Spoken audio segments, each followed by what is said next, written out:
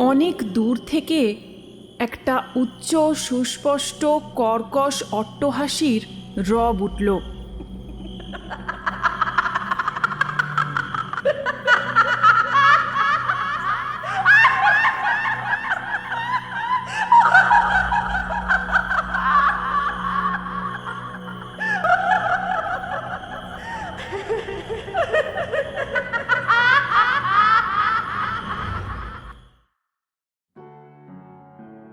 নমস্কার বন্ধুরা, আজকের গল্পের আসরে আপনাদেরকে স্বাগত জানাই। আজ আবারও একটি নতুন গল্প নিয়ে আমি হাজির হয়েছি। আজ আমার নিবেদন বিভূতিভূষণ বন্দ্যোপাধ্যায় রচিত হাসি। স্টেশনের ওয়েটিং রুমের ভেতরে বাইরে কোথাও অন্য লোক ছিল না। বেয়ারাটাকেও ডেকে ডেকে পাওয়া গেল না। অগত্যা চায়ের আশায় জলাঞ্জলি দিয়ে আমরা কয় বন্ধুতে বেশ করে র্যাগ টেনে নিয়ে ইজি চেয়ারে শুয়ে পড়লাম। মাঘের শেষ, যদিও শীত কিন্তু বাংলাদেশের পৌষ মাসের চেয়েও বেশি। রমেন বললে, ওহে তোমরা যা বোঝো করো, আমি কিন্তু চা নইলে রাত কাটাতে পারবো না। বসো তোমরা, একটা ব্যবস্থা দেখি। দোর খোলার সঙ্গে সঙ্গে এক ঝলক তীক্ষ্ণ শীতল পশ্চিমে বাতাস তীরের মতো ঘরে ঢুকতেই আমরা হাঁ হাঁ করে উঠলাম। রমেন ততক্ষণে চলে গিয়েছে। খোলা দোরটা বন্ধ করে দিতে গিয়ে চেয়ে দেখি বাইরে বেজায় কুয়াশা। পৃথ্বীশ আমাদের দলের দার্শনিক। এতক্ষণ সে র্যাগ দিয়ে আপাদমস্তক আবৃত করে শুয়েছিল। হঠাৎ মুখ খুলে গম্ভীরভাবে বললে, দেখো, আমার কিন্তু একটা আনক্যানি সেন্সেশন হচ্ছে। কেন বলো তো? আমি বললাম, কিভাবে আনক্যানি? ভূতটুত?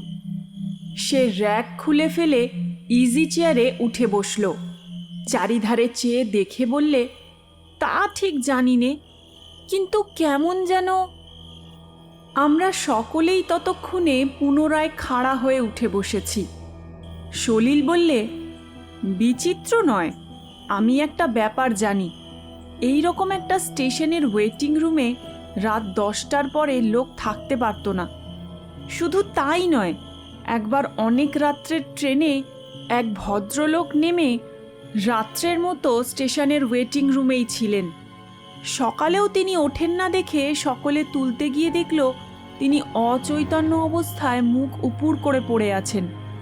তারপর অনেক যত্নে তার জ্ঞান হয়। তিনি সকলের কাছে বলেন, শেষ রাত্রির দিকে এক সাহেব এসে তাকে ওঠায়। পরে হঠাৎ সে পকেট থেকে একটা খুর বার করে নিজের গলায় বসিয়ে এমন জোরে টানতে থাকে যে কাঁচা চামড়া কাটার অস্বস্তিকর খ্যাঁচ খ্যাঁচ আওয়াজে তার সারা শরীর শিউরে ওঠে। তিনি চিৎকার করে লোক ডাকতে যেতেই দেখেন কেউ কোথাও নেই, সাহেবের চিহ্নও নেই ঘরে। তারপর কি হলো তিনি আর জানেন না। সেই স্টেশনে ওয়েটিং রুমের বাথরুমটার মধ্যে এক ছোকরা সাহেব ইঞ্জিনিয়ার কি জন্যে একবার ঠিক ওইভাবে গলায় খুর বসিয়ে আত্মহত্যা করেছিল। তারপর থেকেই এই ব্যাপার। আমরা সকলে আমাদের বাথরুমটার দিকে চেয়ে দেখলাম। লুপ লাইনের নির্জন পাহাড়ে জঙ্গলের ধারে লাইনের ওপারে কেবল স্টেশন মাস্টারের কোয়ার্টারটা এবং লেভেল ক্রসিংয়ের ফটকে দারোয়ানের গুমটি। ওয়েটিং রুমের বাইরে স্টেশনের হাতার পরেই একটা ছোট্ট পান সিগারেটের ও চায়ের দোকান। দিনমানে এমনকি সন্ধ্যার একটু পর পর্যন্তও দেখেছিলাম। তারপর থেকেই আর দোকানের পাত্তা নেই। দোকান বন্ধ করে চলে গিয়েছে। গল্প ভালো করে জমতে না জমতে হঠাৎ দোরটা খুলে গেল। একটা কুলির হাতে কাঁসার থালার ওপর গোটা আষ্টেক পেয়ালা ভর্তি চা নিয়ে ঢুকলো হাসি মুখে রমেন। ঢুকেই বললে, দেখছ, where there is a will there is a way. বলেছিলাম না চায়ের ব্যবস্থা করবই। স্টেশন মাস্টারের সঙ্গে আলাপ হয়ে গেল।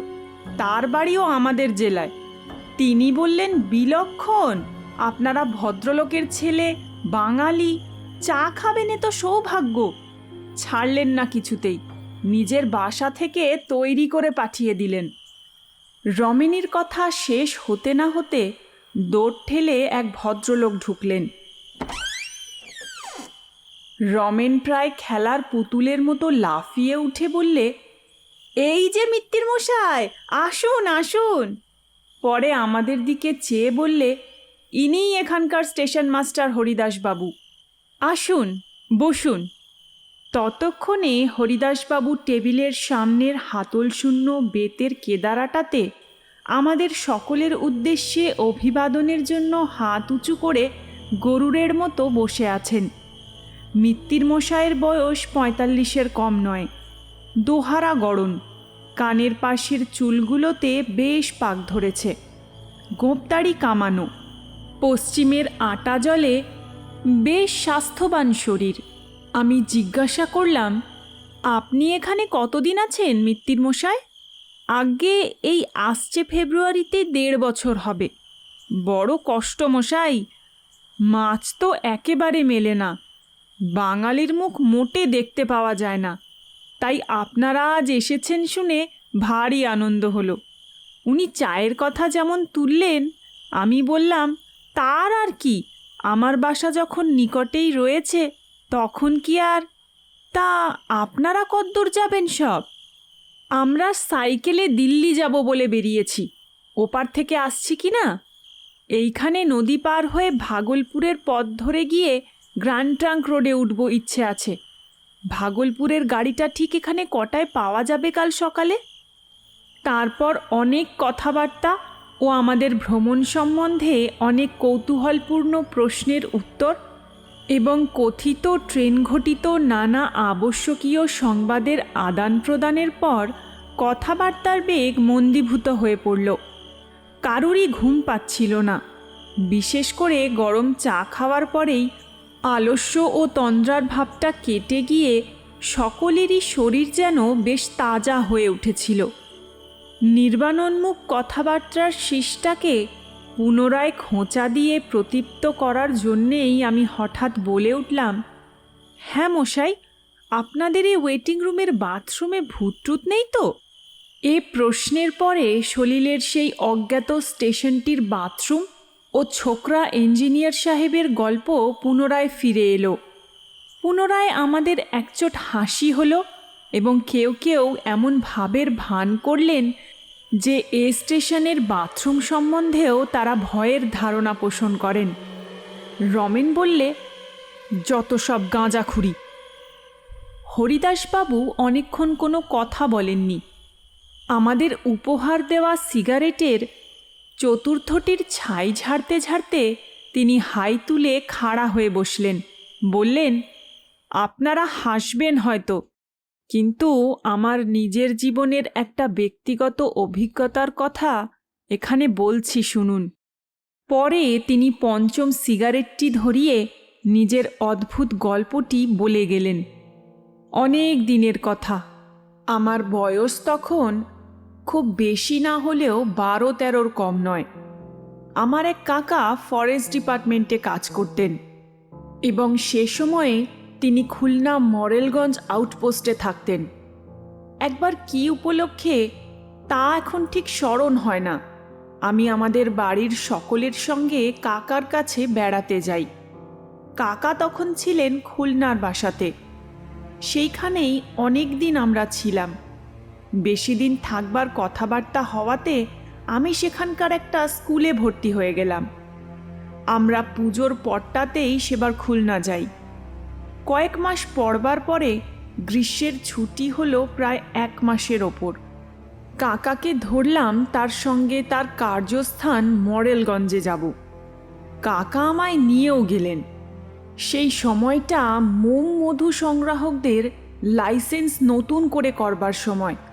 কেউ ফাঁকি দিয়ে পুরনো লাইসেন্সের বলে জঙ্গলে মোম মধু সংগ্রহ করে কিনা পাহারা দেবার জন্যে ফরেস্ট ডিপার্টমেন্টের বোট ও স্টিম লঞ্চ সবসময় সুন্দরবনের নদী, খাড়ি ও খালের মধ্যে ঘুরে ঘুরে পাহারা দিত। কতবার আমি কাকার সঙ্গে এই সরকারি বোটে সুন্দরবনের মধ্যে বেড়াতে গিয়েছি। আমার মনে এই সুন্দরবনের একটা অপূর্ব স্বপ্ন ছবি মুদ্রিত আছে। তখন আমি ছেলে মানুষ, সবে ১৩, শহর থেকে গিয়েছি।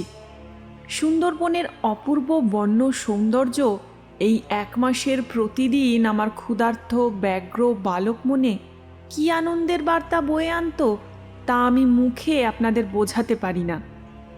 আর কখনো সে দেশে যাইনি।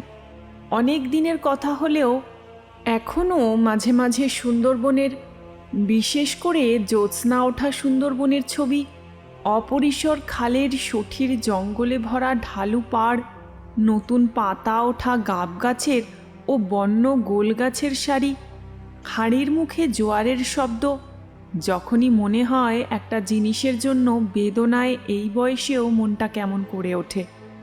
সেদিনের কথাটা আমার বেশ মনে আছে। সুন্দরবনের সেই অংশটা তখন জরিপ হচ্ছিল। তাদের একটা বড় লঞ্চ বড় গাঙের মাঝখানে বাঁধা থাকত। দুপুরবেলা সেদিন সেই লঞ্চটাতে আমাদের নিমন্ত্রণ ছিল। ৪-৫ জন আমিন, একজন কানুনগো, একজন কেরানি, সবাই বাঙালি। সবশুদ্ধ ৭-৮ জন লোক লঞ্চটাতে। খাওয়া দাওয়াটা খুব গুরুতর রকমের হলো। তারপর একটু গান বাজনাও হলো। বেলা পড়ে গেলে সেখান থেকে বিদায় নিয়ে আমাদের বজরাটা ছাড়লাম। ক্রমে রাত হলো, জ্যোৎস্না উঠল। খালের দুধারের নতুন পাতা ওঠা বনের মাথাটা জ্যোৎস্নায় চিকচিক করছিল। দূর থেকে নৈশ পাখির ২-১টা অদ্ভুত রকমের ডাক কানে আসছিল। জোয়ারের জলে মগ্ন গোলগাছের আনত শাখাগুলো ভাঁটার পরে একটু একটু করে জল থেকে উঠতে লাগলো। বাঘের উপদ্রবের ভয়ে সবসময় আমাদের বজরাতে ২ জন বন্দুকধারী সিপাহী থাকত। তারা বজরার ওধারের তোলা উনুনে রান্না চাপিয়ে দিলে। রাতটা বড় গরম, গুমোট ধরনের। গাছের পাতাটি পর্যন্ত নড়ছিল না।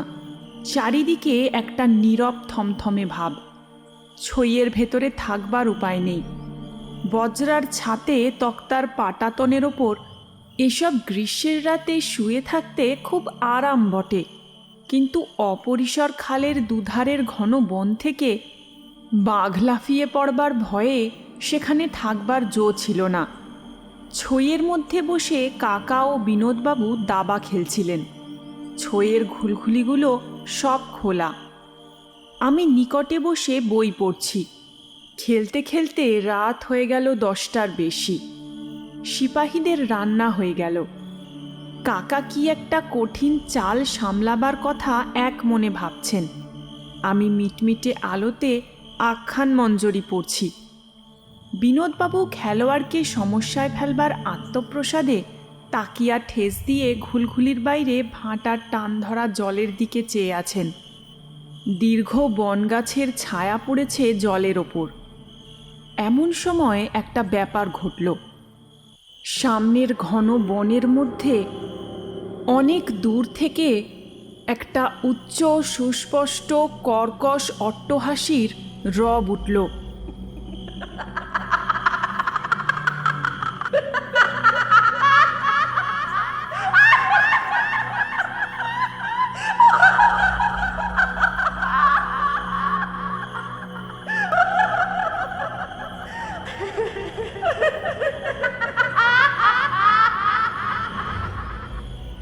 অবিকল মানুষের গলার আওয়াজের মতো হলেও মনে হলো যেন এটা অমানসিক অস্বাভাবিক স্বর। আমরা কিছু ভাববার পূর্বেই সেই রকম আর একবার এবং তারপর আবার।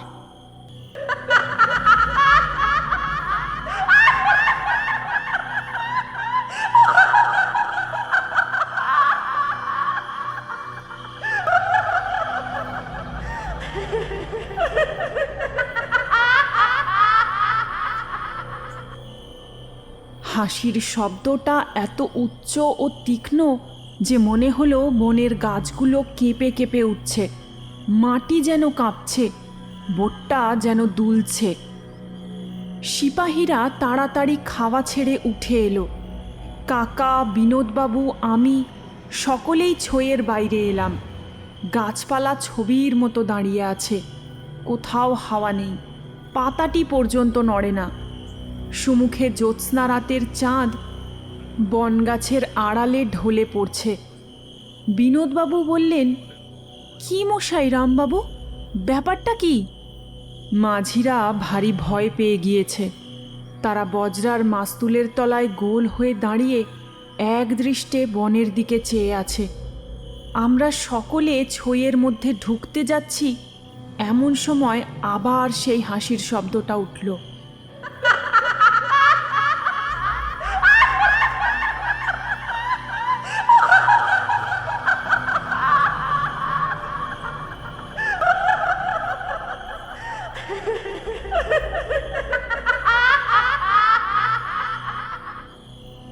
শব্দটা এত ক্রূর ও মর্মস্পর্শী যে আমাদের সকলের গায়ে কাঁটা দিয়ে উঠল। মাঝিরা দুই কানে হাত দিয়ে বলে উঠল, আল্লাহ আল্লাহ। কাকা ও বিনোদবাবু ছইয়ের মধ্যে পরস্পরের মুখ চাওয়াচাওয়ি করলেন। কাকা বললেন, কি মশাই, হায়না নাকি? কিন্তু তার মুখ দেখে ও গলার সুরে মনে হলো তিনি কথাটা নিজেই বিশ্বাস করেন না। তারপর পরামর্শ হলো নৌকোটা সেখান থেকে সরানো যায় কিনা। কিন্তু ভাটার টান এত বেশি যে বড় গাঙের টান ঠেলে তত রাত্রে কোনো মতেই অত ভারী বজরাটা উজানে নেওয়া চলে না। অগত্যা সেইখানেই রাত কাটাতে হলো। সবাই জেগে রইল, কারুর চোখে ঘুম এলো না সে রাত্রে। শেষ রাত্রে আর একবার শব্দটা শুনলাম।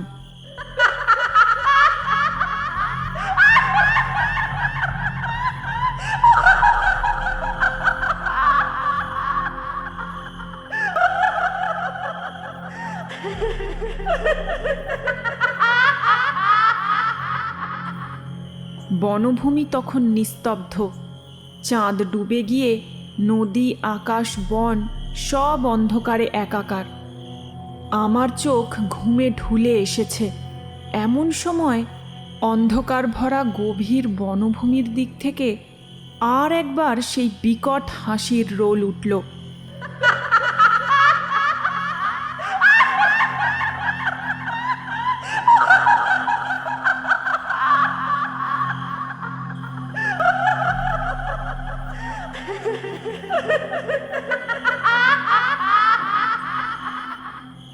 শেষ রাত্রের চাঁদ ডোবা অন্ধকারে সেটা এত অমানসিক, এত পৈশাচিক ঠেকল যে তখন আমার বালক বয়স হলেও হাসিটার প্রকৃত রূপ বুঝে বুকের রক্ত যেন হিম হয়ে গেল। সকালে জোয়ারের মুখে বজরা ছেড়ে আমরা দুপুরের সময় স্টিম লঞ্চে ফিরে এলাম। সেখানে সব কথা শুনে প্রধান সারেং খালাসিদের মধ্যে কেউ কেউ বললে ওই শব্দটা এর আগেও তারা শুনেছে, তবে স্থানটা বড় গভীর বনের মধ্যে বলে সেদিকটায় লোক চলাচল খুব কম। শোনা গেল ওই বনের মধ্যে নাকি অনেক দূর গেলে প্রাচীনকালের ঘরবাড়ির চিহ্ন পাওয়া যায়। জঙ্গলের মধ্যে শ্রেণীবদ্ধ বৃদ্ধ বকুল গাছের সারি দেখে মনে হয় কোনো সময় সেসব স্থানে লোকের বাস ছিল। সে যাই থাকুক, আজও এতদিন পরে যখনই কথাটা মনে পড়ে তখনই এই কথাটাই মনে হয়। গভীর রাত্রির অন্ধকারে জনহীন জনপদের ধ্বংসস্তূপের চারিপাশে ঘূর্ণায়মান কোনো অভিশপ্ত অশরীরী আত্মার পৈশাচিক উল্লাসভরা অট্টহাসি সেদিন কানে গিয়েছিল।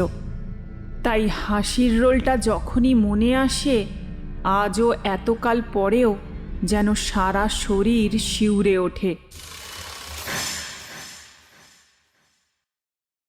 আজকের গল্প এখানেই শেষ। আশা করি গল্পটি আপনাদের ভালো লাগবে। ভালো লাগলে অবশ্যই একটি লাইক এবং আমার চ্যানেলটিকে সাবস্ক্রাইব করতে ভুলবেন না। নিজেদের প্রিয়জনদের সাথে গল্পটিকে অবশ্যই শেয়ার করবেন। ফিরে আসবো আবারও একটি নতুন গল্প নিয়ে। ভালো থাকবেন। নমস্কার।